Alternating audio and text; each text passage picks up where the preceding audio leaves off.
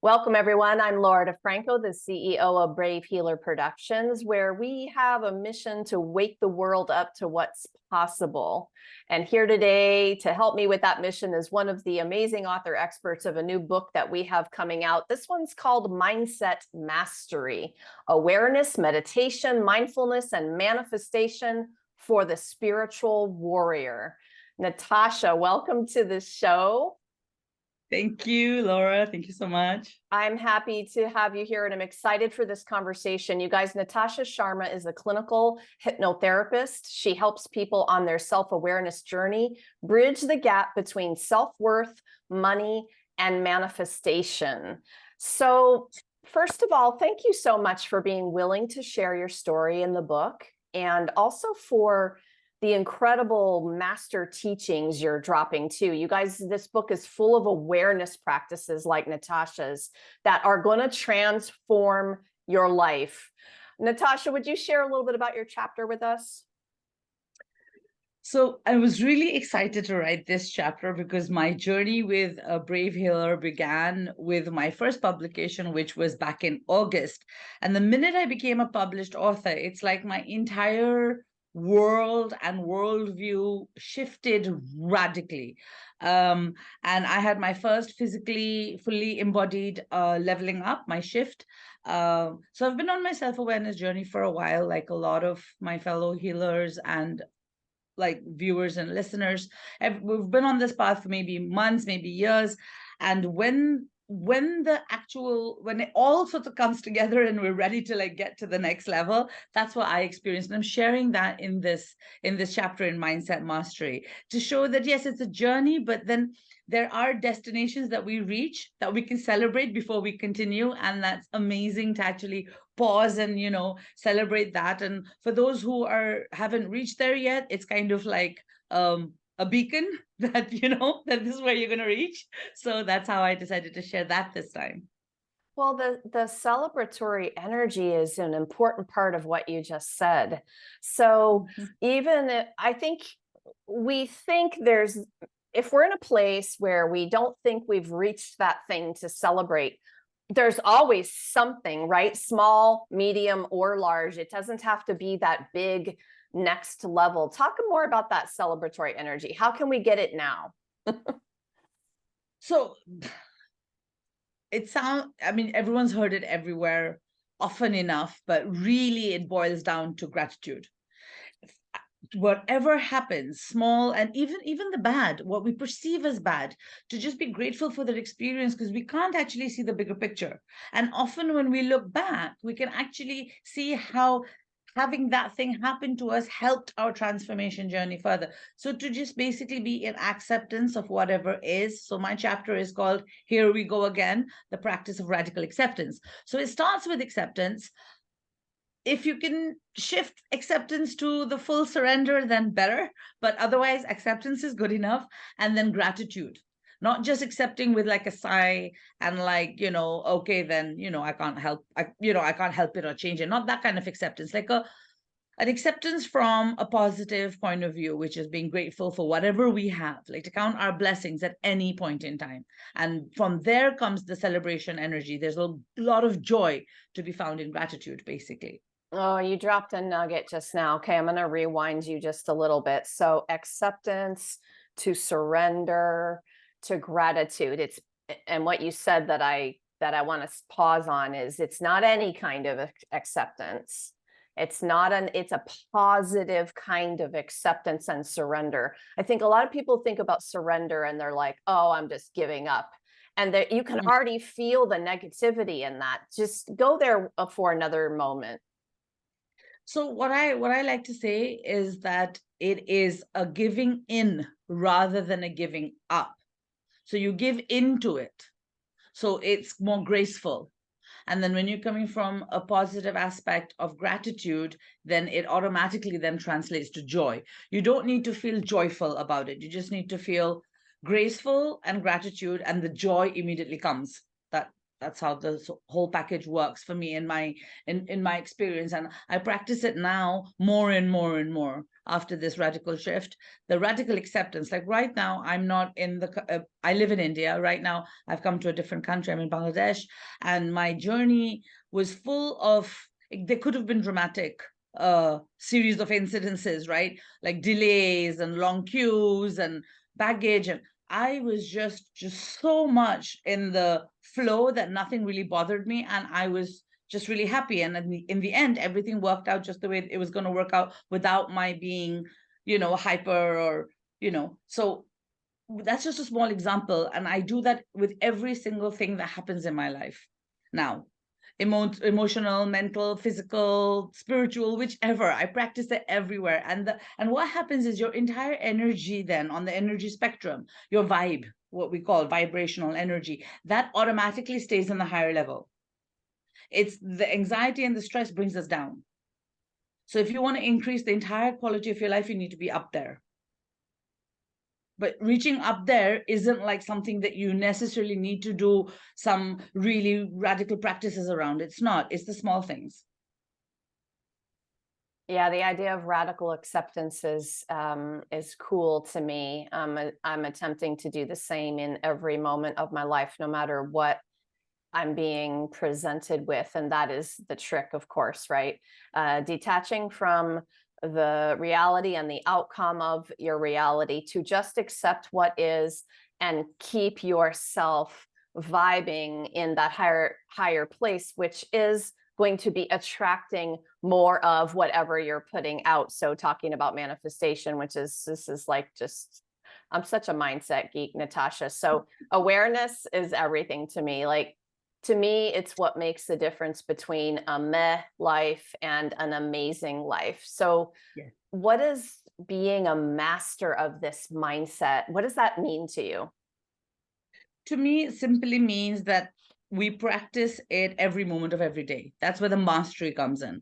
Mastery, I think, is a bit sort of can be spun different ways, where you're better than most, or you're a master teacher, so you're the one who knows it all to teach. It's not that. It's to me, mastery basically means where I'm mastering the art and I can lead from my example. I can share authentically because I've been there. I'm going through it. I do it. I know how challenging it is, what you were saying, to do it with awareness across our entire our lives, like every aspect of our day-to-day lives.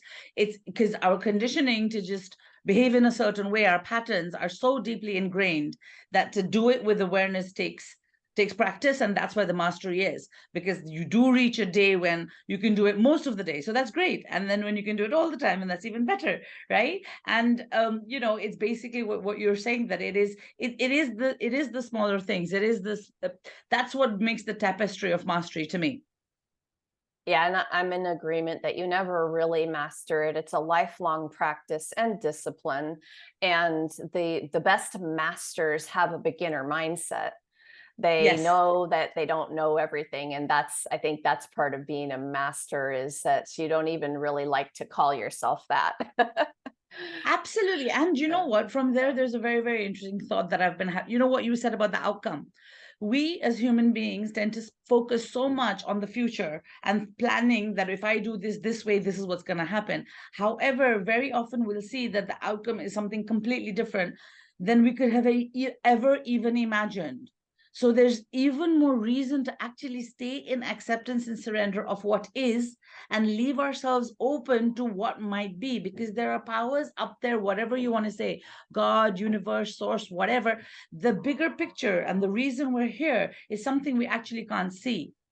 So there's no point in actually trying to come up with this whole plan and then not see it to fruition and stress in the meantime. Just go with the flow till you reach there, and then you'll always be surprised. That's what I've also experienced. Like my life, like the opportunities that come to me, no way could I have ever thought this was going to happen. It's just absolutely, it's amazing. And a It really fun is. way to live every day. Yes, absolutely. Yes. With that expectation, just the surprise of it. I love that energy too, along with celebration. Okay, there's one topic I don't want to miss with you in particular. You tie money to a self-worth at a very core, in a very core way. Would you touch on that for just a moment? Help our listeners understand that if self-worth is part of their journey, it probably is tied to money. So what I found in my practice is that money is one of those. So money is basically energy. If we take away the dollar cents, the papers, the coin, the metal associated with money, and just think of money as energy, and money is what is basically exchanged when there are services exchanged. So just think of it like that. Now, the give and take nature is there in every aspect of our lives from when we were really tiny. Every interaction is transactional. And so money, the messaging around money becomes very, very deeply ingrained in every single part of our journey till right now. Now, those of us who are on the self-awareness journey, we're working on the obvious trauma, then we're working on the layers, then we're working on the shadows. But there's more underneath, and that is, I found the best thread to tug on is money. Okay. So with the money and self-worth piece, I found that when I work with people today, when they come to me today, and if they look at their bank balance, it's very often true, almost always true, that their bank balance reflects how they feel about themselves at this point in time. So if and every time a bill comes in or every time they have to think about any spending, it's really represented from the energy of the money that is present or not present in their lives. So what that gives us is a very powerful tool to do a cleaning or a spring cleaning of all the layers that are sort of left behind, which we wouldn't otherwise be able to easily identify. So I found it to be a very powerful and a very exciting tool for healing and for growth. And so it's brilliant. It really is. I appreciate you talking about that. And I also know that aside from writing in this book, you've got a lot of other things going on. What do you want to share with everybody? So yes, my writing. So it seems from being a published author at the end of August, I'm actually now very rapidly going to be introducing myself as a writer full stop.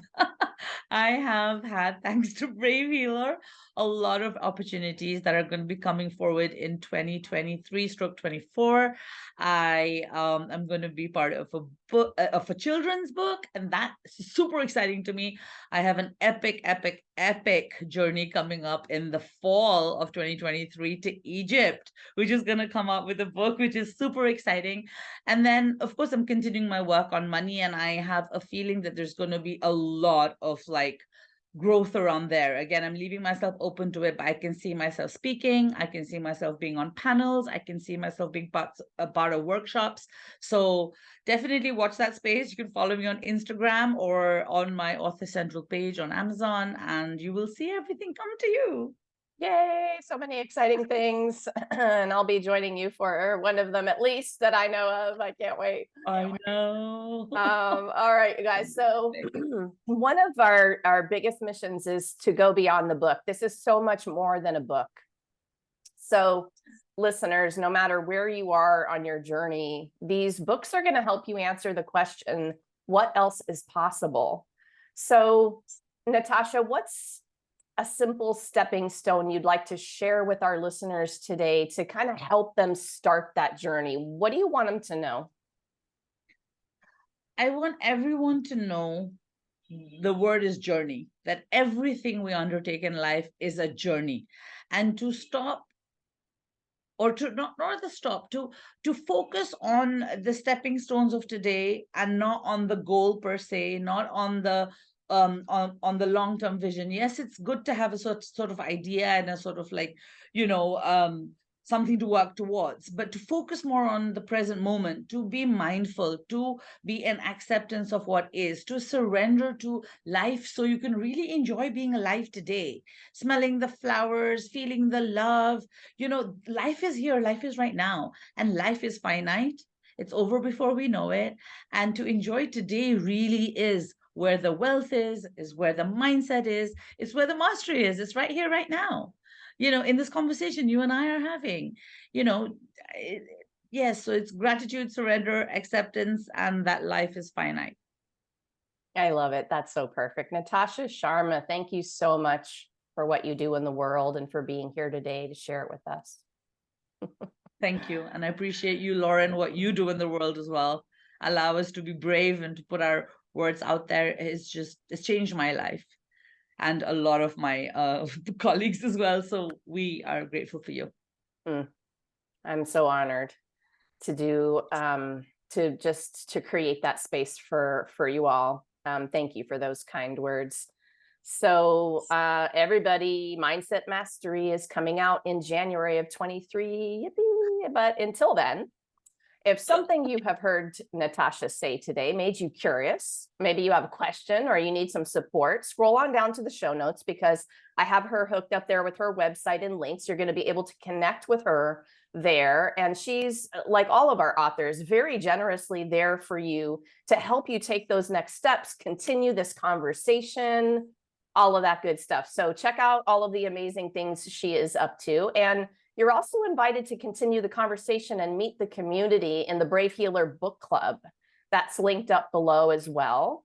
And of course, join us for the book launch party, January 22nd in 23. Brave Healer Productions Facebook page has invite and Zoom information for you for that.